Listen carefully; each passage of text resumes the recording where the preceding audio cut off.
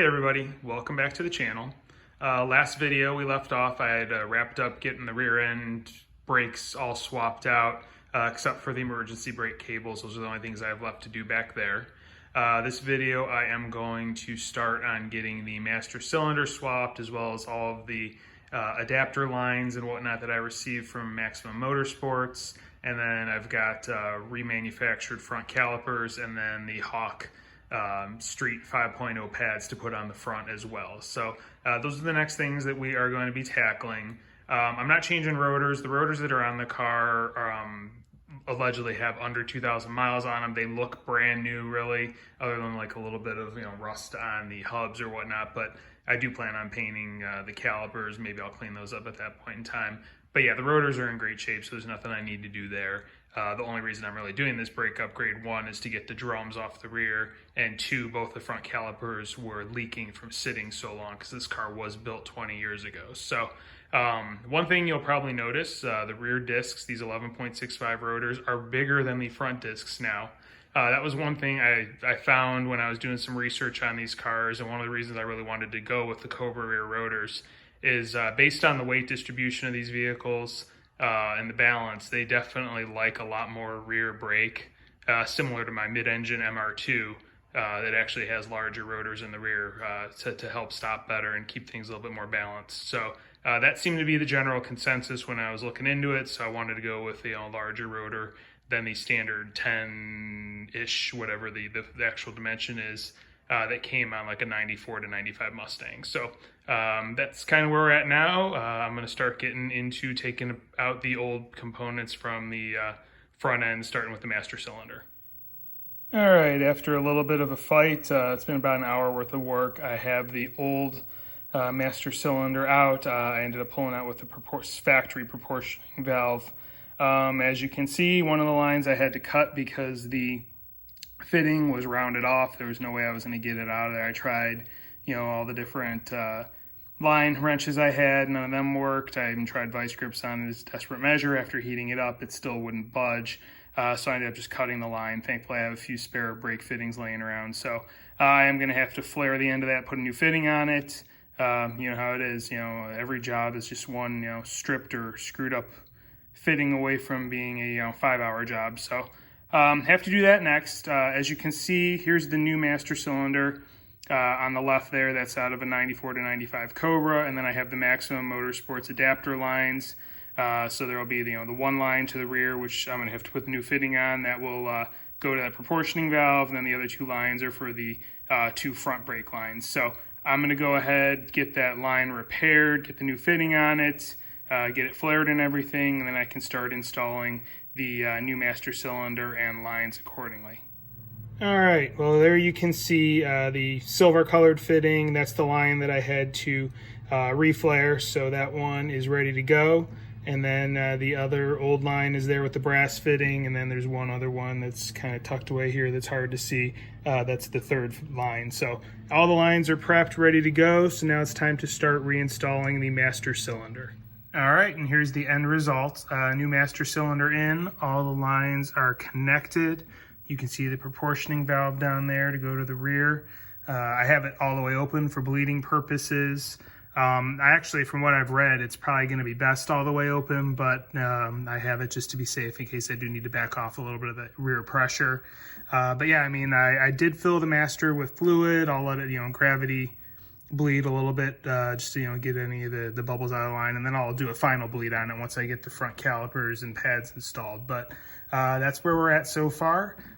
Think I'm gonna end it for today, and then tomorrow I will come back out and do the front calipers, pads, lines, and then I can go ahead and get the system bled, and hopefully there's no leaks or issues, and brake job will be done on the car.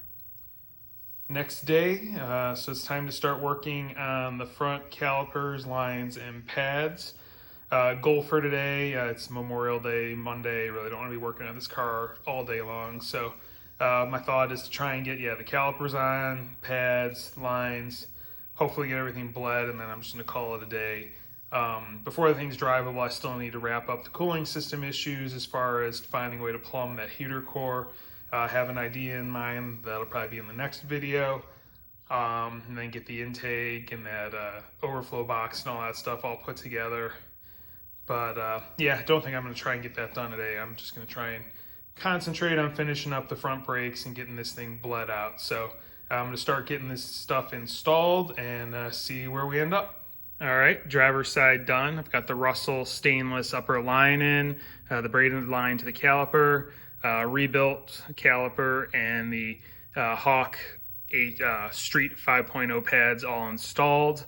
I did, put the Hawk grease on the 2 slider pins in both where it goes into the boot in the back, as well as where the outermost pad slides on the actual bolt itself in the flat area. So 1 down, 1 to go. Let me get over to the passenger side and get that one completed. Update time. So here you can see I got the passenger side put together, caliper pads, rotors cleaned up, and the new line is in. This side definitely took a lot longer. The fitting was stuck. I had to actually use heat to get it pretty hot in order to get the fitting out. That way I didn't damage it. But then it had to let it cool down for a while before I could get back to it. So once it cooled down, I went ahead and put everything together. So passenger side is done.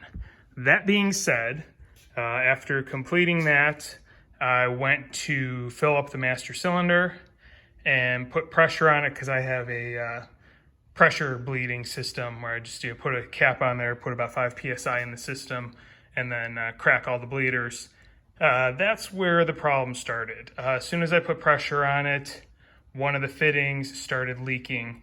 In the Maximum Motorsports conversion kit for the 94 to 95 master cylinder, there is a T that takes the line that would go into the bottom of the stock master cylinder and puts it into this T.